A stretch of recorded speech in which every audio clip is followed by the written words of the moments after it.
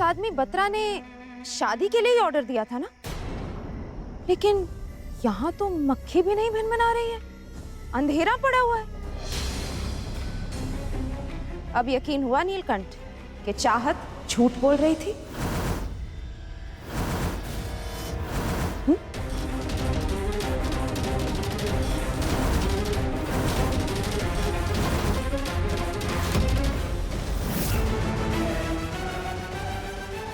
अब आएगा मजा।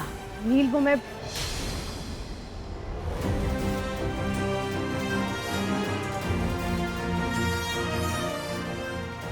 लो जी, आ गई लाइट। बत्रा की बेटी की शादी है। मैंने कहा था ना, कोई गड़बड़ हो ही नहीं सकती। चलिए सब लोग खाइए।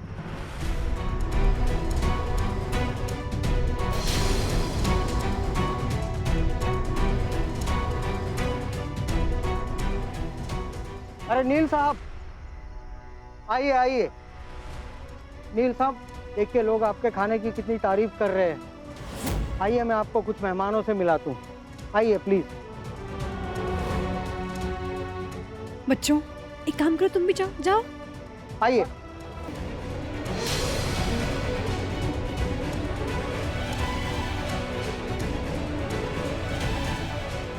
मैं जानती हूँ मिसेस बेग कि आप बहुत चालाक हैं, लेकिन ये बात याद रखिएगा कि मैं हमेशा आपसे 2 कदम आगे रहूंगी। इसीलिए तो मैंने बोबू भैया से कहा कि एक ऐसे आदमी को ढूंढिएगा जिसके घर में वाकई में शादी हो रही हो, और फिर ऑफर भी ऐसा था, सारी केटरिंग मुफ्त। तो मिस्टर बत्रा कैसे इस ऑफर को ठुकरा दे मिसेस बेग। और हाँ, जो मिस्टर बत्रा ने नील को पैसे दिए वो एक्चुअली में मैंने ही कहा था उन्हें देने को। मिसेस बेग आप जानती हैं कि अगर आप ये सारी चालाकी ना करती ना, तो फिर मुझे भी ये सब कुछ करने की जरूरत ही नहीं पड़ती। अरे चाहत मैडम, चाहत मैम, कमाल है आपके पति। क्या लाजवाब खाना बनाया है, और ये काम मैं मुफ्त में नहीं करवा सकता, इसलिए आप ये पैसे रख लीजिए। नहीं नहीं बत्रा साहब, अभी क्या कह रहे हैं? Please ma'am.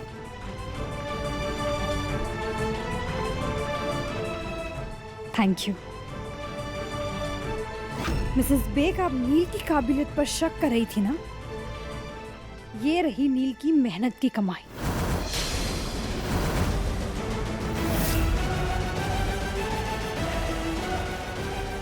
चलिए माँ, बाबा के हाथ का बना हुआ खाना खाते हैं। सब लोग कितनी तारीफ कर रहे हैं बाबा के खाने की। नहीं नहीं बेटा, आज तो ये खाना हम हमारी प्यारी नानी जान को खिलाएंगे। पता है, पूरी रात जाकर नानी जान ना नील की कामयाबी के लिए दुआ मांग रही थी। तो ये खाना कौन डिजर्व करता है? तुम्हारी नानी जान। चलिए नानी। हाँ चलिए ना। नहीं, मुझे नहीं खाना। अरे चलिए ना नानी। लेकिन आज तो मैं अपने हाथों से आपको खाना खिलाऊंगी। हाँ चलिए चलिए चलिए।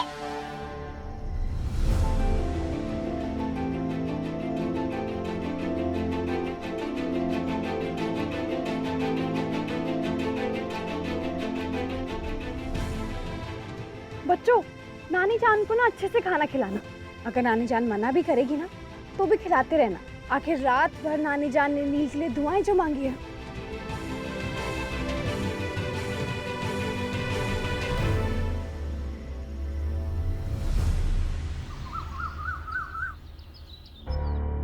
ये देखिए आप, बच्चों की फीस सबमिट कर दी है हम लोगों ने।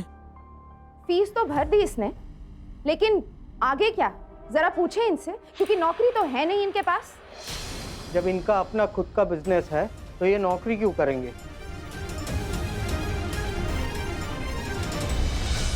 अरे हाँ, आइए ना। क्या कमाल का खाना बनाया था यार कल के फंक्शन के लिए। बिजनेस करोगे मेरे साथ? रेस्टोरेंट के लिए जो पैसा लगेगा वो मेरा, जो प्रॉफिट होगा 50-50। क्या कहते हैं नील साहब? क्यों नहीं, क्यों नहीं। तो चलिए मेरे साथ, मैंने रेस्टोरेंट के लिए कुछ प्लान बनाए हैं, साथ साथ डिस्कस कर लेते हैं। जी।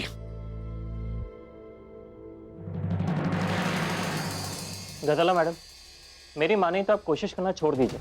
क्योंकि मुझे नहीं लगता कि बच्चों की कस्टडी आपको कभी मिल पाएगी। सब कुछ तो कर रहे हैं ये दोनों अपने बच्चों के लिए।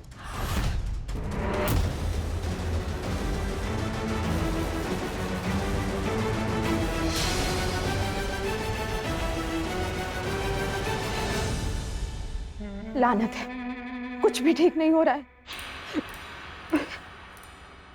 ऊपर से कल बच्चों ने इतना खिला दिया कि अब तक जी मचल रहा है।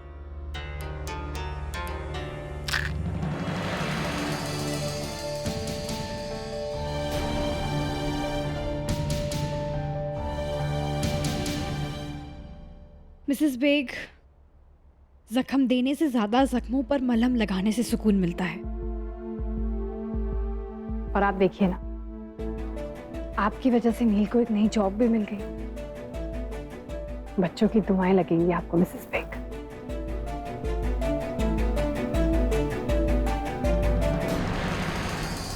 क्या हम ये दुश्मनी खत्म नहीं कर सकते मिसेस बेग?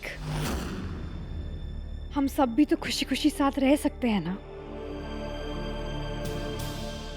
आपने एक बेटा खोया, लेकिन उसके बदले में आपको एक बेटी, एक दामाद, 2 नवासा नवासी मिले। इस दुश्मनी को भुलाकर एक नई शुरुआत करते हैं।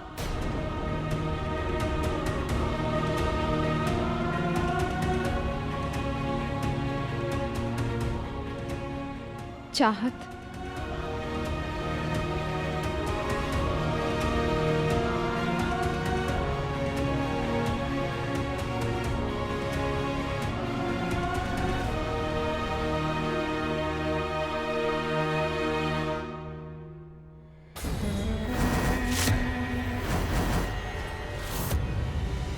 चाल अच्छी थी, लेकिन मैं तब तक यहां से नहीं जाऊंगी जब तक तुम्हें तुम्हारे बच्चों से अलग न कर दूं।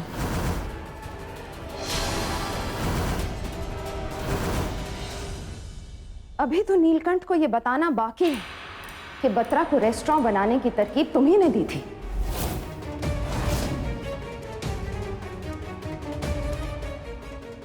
मैं सब जानती हूं चाहत, इसीलिए कल रात से अपनी सारी एफडीज तोड़ रही थी ना तुम।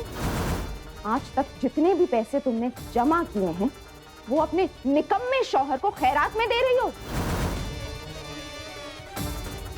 ये बात तो नीलकंठ को पता होनी चाहिए ना।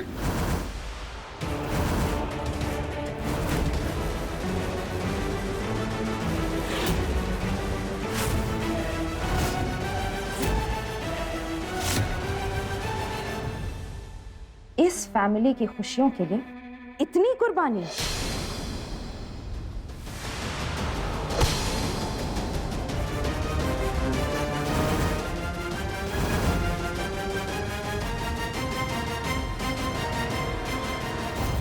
मेरे जीते जी आपका ये ख्वाब ही रह जाएगा मिसेस बेग। जो कोई भी मेरे शौहर या मेरे बच्चों के साथ सौतेला बर्ताव करेगा, इस घर में उस इंसान के लिए कोई जगह नहीं है मिसेस बेग।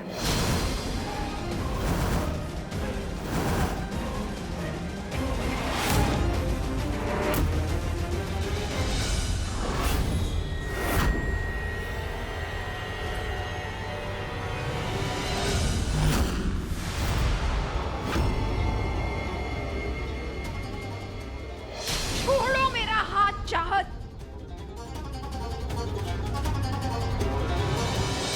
मैंने कहा चलिए मेरे साथ।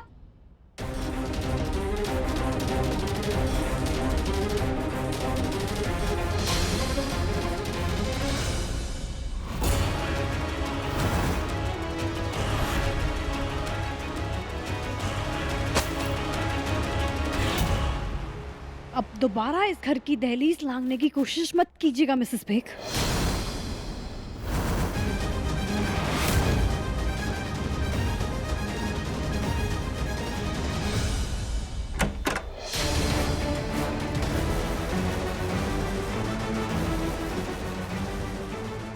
अब मैं भी देखती हूँ कि आप वापस लौटकर कैसे इस घर में आती हैं।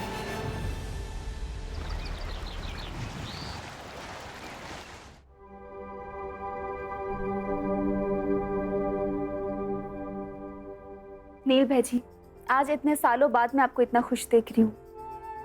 कुकिंग तो आपको काफी पहले स्टार्ट कर देनी चाहिए थी। बहुत मिस करता हूँ ये कोट पहनना मैं। बस एक बार भोलेनाथ की कृपा से वो रेस्टोरेंट शुरू हो जाए बस। वैसे नील भाई जी, आपको आपके पैशन कुकिंग से फिर से मिलवाने के लिए आपने चाहत को थैंक यू बोला या नहीं? हाँ अब्बू, आपने अम्मी को थैंक यू बोला या नहीं? हाँ बाबा। Thank you. हाँ, ये मुझे थैंक यू बोलेंगे। सूरज पश्चिम से उग जाएगा लेकिन ये कभी मुझे थैंक यू नहीं बोलेंगे। क्यों नहीं बोलेंगे? मैं जानती हूँ ना इन्हें, ये नहीं बोलेंगे। बाबा चलिए माँ को थैंक यू बोलिए। बोले? अब्बू प्लीज, आप अपनी दुआ की हर बात मानते हैं ना? ये कब से हुआ? प्लीज अब्बू प्लीज अम्मी को थैंक यू बोलिए ना प्लीज। अच्छा ठीक है ठीक है ठीक है ठीक है। उससे पहले तुम लोगों को रूम से बाहर जाना होगा। मैं चाहत को अकेले में थैंक यू बोलूंगा अपने तरीके से। अकेले में क्यों? बच्चों, बड़े ना ऐसे थैंक यू बोलते हैं। ऐसा करते हैं हम बाहर चलते हैं। हाँ चलो आ जाओ।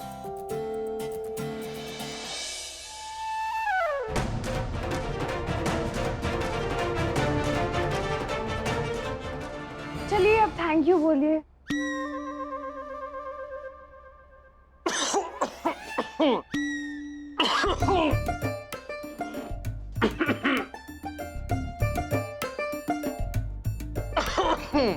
क्या हुआ? थैंक यू बोलने का मन था लेकिन गले में खराश हो गई। थैंक यू बोला नहीं जा रहा है। अच्छा, गले में खराश। कोई बात नहीं।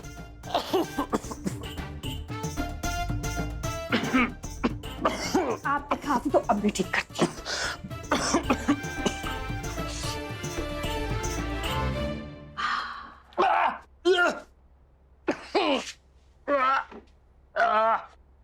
क्या है ये? कैस्टर ऑयल, ताकि इसकी कड़वाहट आपके कड़वे लफ्जों को काट सके। तुम्हें तो मैं छोड़ूंगा नहीं, ये कड़वी दवा तो मैं पिला के रहूंगा मैं। अरे छोड़िए छोड़ो। छोड़िए।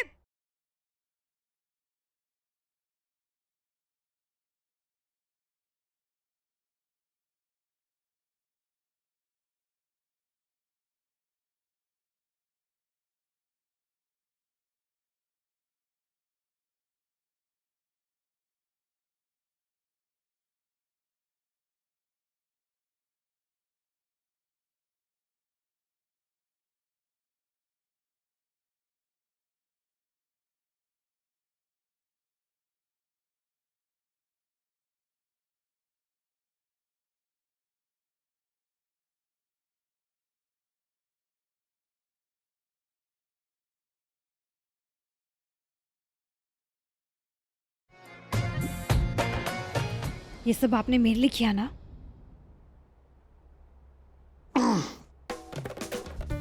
दिन में सपने देख रही हो। सारी मेहनत मैंने की और थैंक यू तुम्हें। अच्छा वैसे एक और बात है जिसके लिए आप मुझे थैंक यू बोल सकते हैं। वो मैंने मिसेस बेग को घर से बाहर निकाल दिया।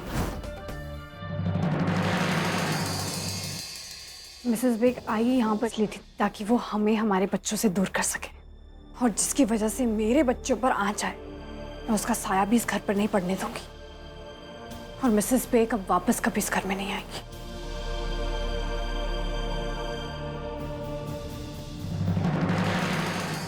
अभी ना जाओ छोड़कर, ये दिल अभी भरा नहीं। नहीं नहीं, अरे गजाला जी, आप सामान उठाकर कहाँ चल दें? मेरा क्या होगा एक बार भी नहीं सोचा आपने? मेरे हाथ में कुछ नहीं रहा है अब। तुम्हारी उस नकली बहू ने मुझे धक्के मार के घर से निकाल दिया है। हैं? वो चाहत की इतनी हिम्मत? नकली तो क्या हुआ, वो तो मानती ही ना। मैं मेरी इजाजत के बिना इस घर में पत्ता तक नहीं हिल सकता।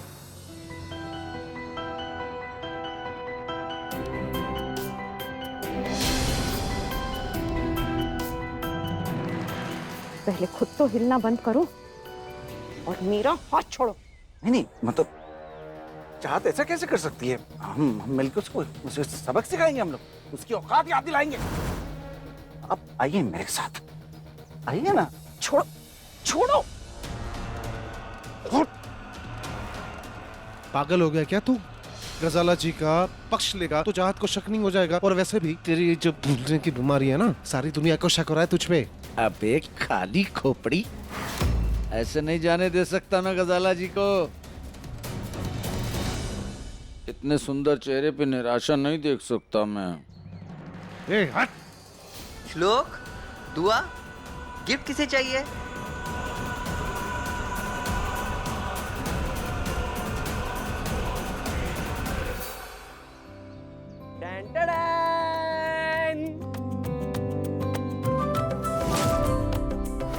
श्लोक दुआ, देखो तुम्हारे एडमिशन हो जाने की खुशी में बाबा ने क्या सरप्राइज दिया है तुम्हें।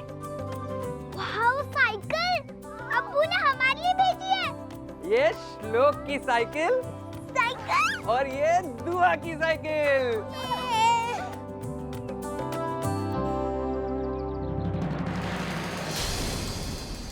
लेकिन बुआ, मुझे तो साइकिल चलानी आती ही नहीं है।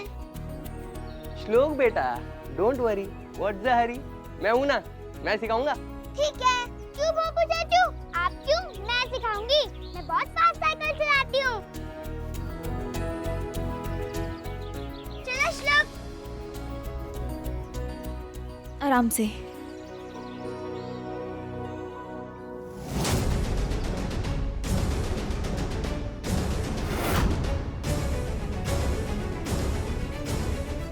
क्या नवाब की तरह बैठा है, मांद की तरह बैठ। उठ चलना, उठ। Thanks bro. हट। गजाला जी, आप अगम की बातों पर ध्यान मत देना। मैं इस बूटे का भांडा फूटने नहीं दे सकता। आपको घर में प्रवेश करने का कोई नया उपाय ढूंढना पड़ेगा। उपाय तो मिल गया आलेख जी। अरे श्लोक, तुम बहुत अच्छा चला रहे हो, 2 मिनट में सीख जाओगे। चलो।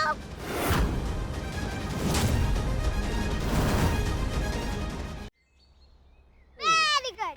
चलो, अब तुम तो साइकिल सीख गए। अब वो जो सामने वाला पेड़ है ना, वहाँ तक रेस लगाते हैं।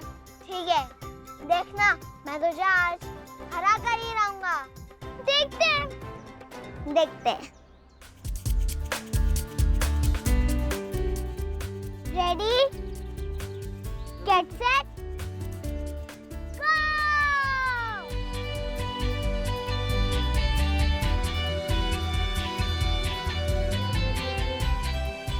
नहीं दुआ, मैं जीतूंगा। अरे वाह श्लोक, नई साइकिल। बाबा ने मुझे तोहफा दिया है। माशाल्लाह। वैसे नानी जान भी आपके लिए एक तोहफा लेकर आई हैं। क्या? ये देखो, इस पे आप गाने सुनते सुनते साइकिल चला सकते हो। ये लो, ये ईयरफोन अपने कान में लगाओ। इसमें हनुमान चालीसा आता है? हाँ बिल्कुल। ये देखो, अब गाने सुनते हुए साइकिल चलाओ। ऐसे लगेगा जैसे हवा में उड़ रहे हो।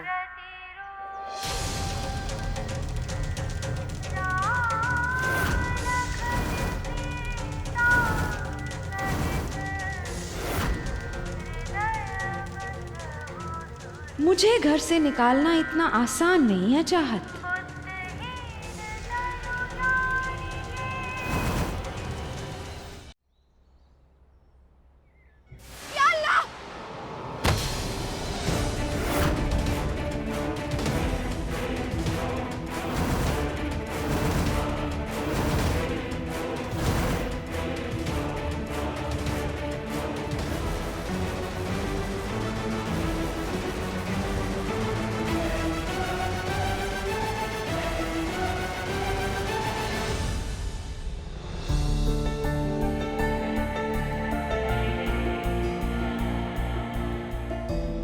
एक पल के लिए अपनी दुश्मनी दूर रख के देखूं तो चाहत ने मेरे बच्चों के लिए अपनी सौतेली माँ को घर से निकाल दिया। बड़ी बात है। थैंक यू तो मुझे बोलना चाहिए।